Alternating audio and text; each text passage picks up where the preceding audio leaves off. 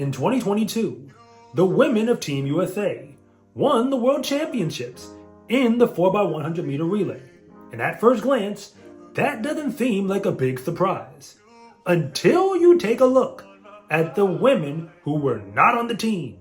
Because Sha'Carri Richardson, Gabby Thomas, Aaliyah Hobbs, and even Tamari Davis were not on the team. All of those women represent the present and the future for the red, white, and blue. But amongst all the ladies who did win, there was only one who had ever represented on the world stage before. Jenna Prandini was there, racing Team USA into the lead and winning the entire world in the process. And it's a good thing she did, because Shericka Jackson was coming in hot, and they needed every single bit of the lead she handed off to get to the line in first. The truth is that Jenna Prandini is a forgotten superstar who's been running at the professional level for quite some time now. But she always figured out how to make her presence felt on the track, because she's been winning sprint races for a very long time. And to be honest, we weren't always paying attention. But first things first, Jenna Prandini stands out because she was the only woman to make a final at the USA Championships in 2023, who was even at the same event all the way back in 2016. That was the year when she made her first Olympic team, and she's been one of the world's top sprinters ever since that moment. So it shouldn't be a surprise that her dominance started way back at the high school level, where she owned the state of California as the fastest 100-meter runner and the best long jumper in the entire state. And that is a state where it actually matters. She was actually so good, her hometown named a street after her. In fact, she became the USATF Junior National Champion in the long jump. And that is a competition that also includes college freshmen. All of that was good enough to get her a scholarship to compete for the Oregon Ducks, the greatest women's sprint powerhouse throughout all of the 2010s. And she actually didn't compete much as a freshman, likely due to injuries. But as a sophomore, she competed in her first championship meets, winning the Pac-12 in the 100-meter dash and making the NCAA championship finals, both indoors in the 60-meter dash and outdoors in the 100. Her next season was more of the same. Win the Pac-12 and make the NCAA finals after it. But this is where things get interesting, because in 2014, she didn't just make the finals in the NCAA 100. She also made the final of the 200 and finished third and second in both events. By that point, she was running a full second faster in the 200 than she ever did in high school, which is important because going forward, that basically became her signature event. And by the way, she won the NCAA long jump while she was at it. But she still had unfinished business in the 100, because 2015 would end up being her final year competing in college.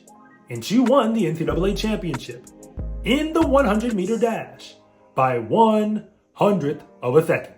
But that ain't all. She also won the American championship in the 200-meter dash later that season.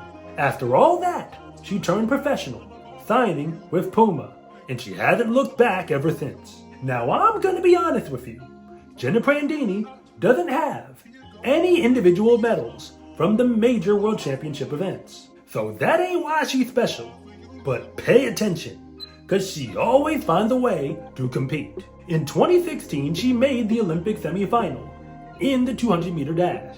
And in 2017, she made the USA final in that same event. In 2018, she went third in the 100-meter dash, but repeated as the American champion in the 200. Keep in mind, that was a year without a world championship event. So she went on to the NACAC championship and won that meet in the 100 just because she could. Then later in 2021, she made the Olympic team again in the 100 and the 200.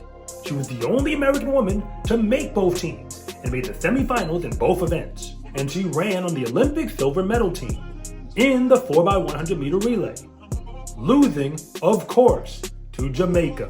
So in 2022, it should no longer be a surprise, with the World Championship event being hosted on her college track, that she found a way onto the team. She made the team in the 200 and qualified for the semifinals once again.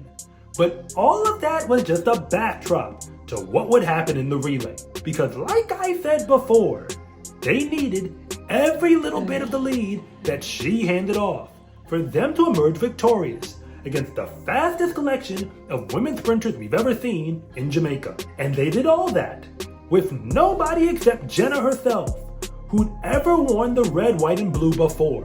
Let's be honest, Team USA was not supposed to win that race, but they did, making that relay race perhaps the greatest accomplishment of her track career.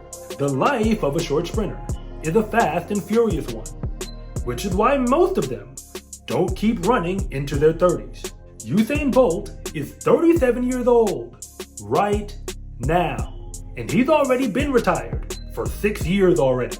But Jenna was on the track in 2023 in the USA 200 meter final again. I don't know how many races she has left to run, and she might not go down as one of the greatest to ever do it. But Jenna Prandini has to go down as one of the realest. She's already run faster for a longer amount of time than most pros ever do. And that alone has to make her one of the best competitors we've ever seen in my book.